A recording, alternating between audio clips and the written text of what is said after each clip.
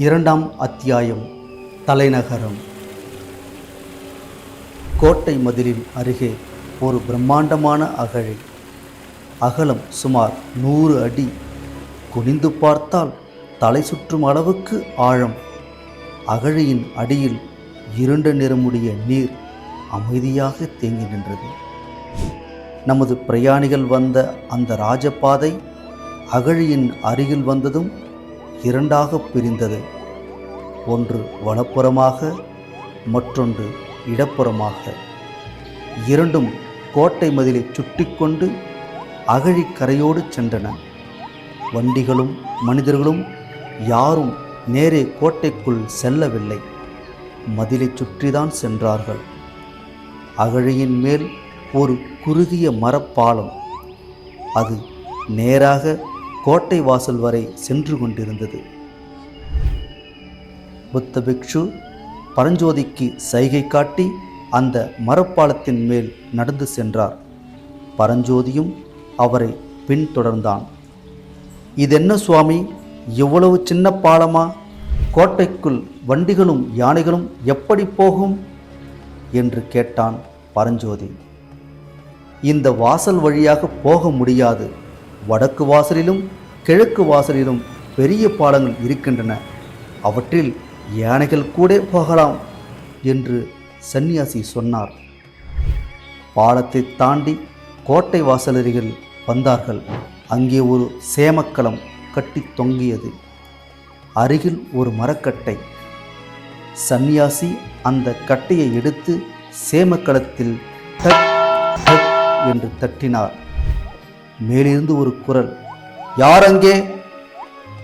கோட்டை வாசலின் மேல் மாடத்திலிருந்து ஒருவன் எட்டி பார்த்தான். இருட்டு காரணமாக அவன் முகம் தெரியவில்லை. மருதப்பா, நான் தான் என்று சந்நியாசி சொன்னதும், அடிகளே தாங்களா?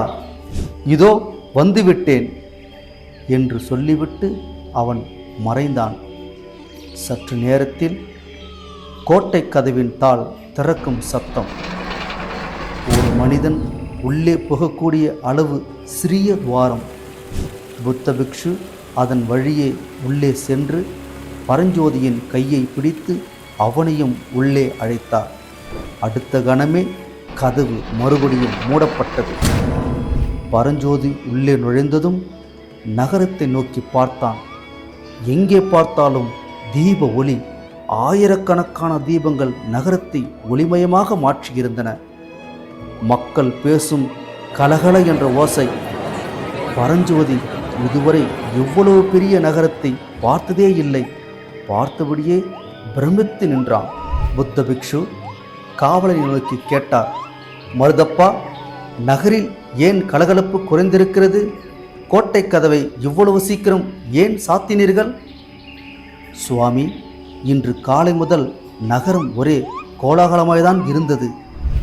அந்த கோலாகலத்துக்கு காரணம் என்ன? தங்களுக்கு தெரியாதா? சிவகாமி அம்மையின் நடனம் இன்று சக்கரவர்த்தியின் சபையில் அரங்கேறுவதாக இருந்தது. எந்த சிவகாமி அம்மை? ஆயன சிற்பியாரின் மகள் சிவகாமிதான். இதை கேட்டதும் இதுவரை அமைதியாக இருந்த பரஞ்சோதி சற்றென்று திரும்பி பார்த்தான்.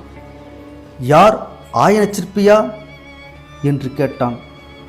ஆமாம் என்று காவலன் சொல்லிவிட்டு பிக்ஷுவை பார்த்து, அடிகளே, இந்த பிள்ளை யார்?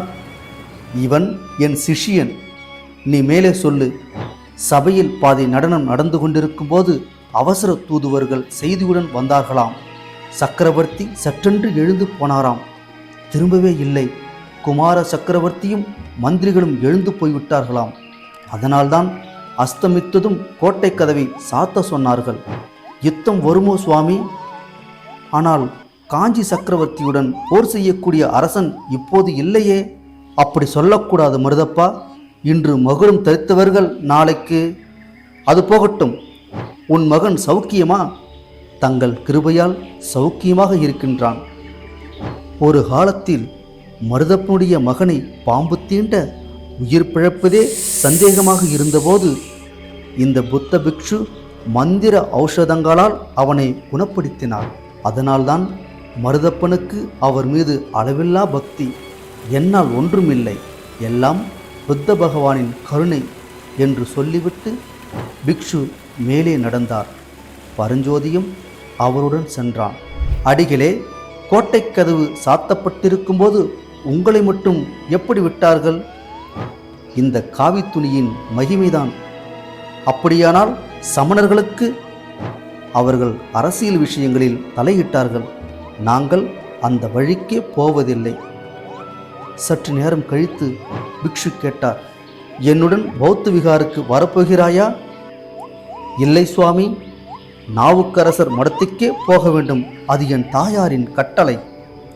அப்படியானால் இங்கே நாம் பிரிய வேண்டியதுதான். போய் வருகிறாயா தம்பி? நாவுக்கரசர் மடம் எங்கே? ஏகம்பரேஸ்வரர் கோயிலுக்கு அருகே. அதோ விமானத்தை பார். எங்கு பார்த்தாலும் விமானங்கள். எதை சொல்கிறீர்கள்? இந்த வீதியோடு நேரே போ, விசாரித்துக்கொள். ஜாக்கிரதை தம்பி, காலம் விபரீதமாகிக் கொண்டிருக்கிறது என்று சொல்லிவிட்டு பிக்ஷு வேறொரு வீதியில் மறைந்தார். பரஞ்சோதி நேரே நடந்தான். அந்த காலத்தில் தென்னாட்டின் மிக பிரசித்தமான நகரம் காஞ்சி. வீதிகள் எல்லாம் தேரோடும் வீதி போல விசாலம். மாட மாளிகை போன்ற வீடுகள், தூங்கா விளக்குகள் கம்பீரமாக எரிந்தன. கடை வீதிகள் புஷ்பம், பழம், பட்சணம், தானியம், முத்து, இரத்தினம். பரஞ்சோதி அளவில்லா வியப்பில் நடந்து கொண்டிருந்தான். அப்போது கோயில் யானைக்கு மதம் பிடித்து விட்டது. ஓடுங்க ஓடுங்க! குழப்பம், குழந்தைகள் அழுகை, பெண்கள் அலறல், குதிரைகள் கனைப்பு, கதவுகள் அடைப்பு, அல்லோல கோலம். அந்த நேரம் ஒரு பல்லக்கு, அதில் ஒரு அற்புதமான இளம்பெண், அவளுடன் ஒரு பெரியவர். பல்லக்கு சுமந்தவர்கள் ஓடிவிட்டார்கள். அடுத்த கணம் மதம் பிடித்த யானை வீறிட்டு வந்தது. பரஞ்சோதி ஒரு கணம் தயங்கினான். அடுத்த கணம் முடிவெடுத்தான். மூட்டையில் இருந்த வேல்முனையை தடியுடன் இணைத்தான். யானையின் இடது கண்ணருகே வேல் பாய்ந்தது. யானை பயங்கரமாக பிளிரிட்டது. வேலை எரிந்த வாடகை நோக்கி திரும்பியது. பரஞ்சோதி எதிர் திசையில் ஓடினான்.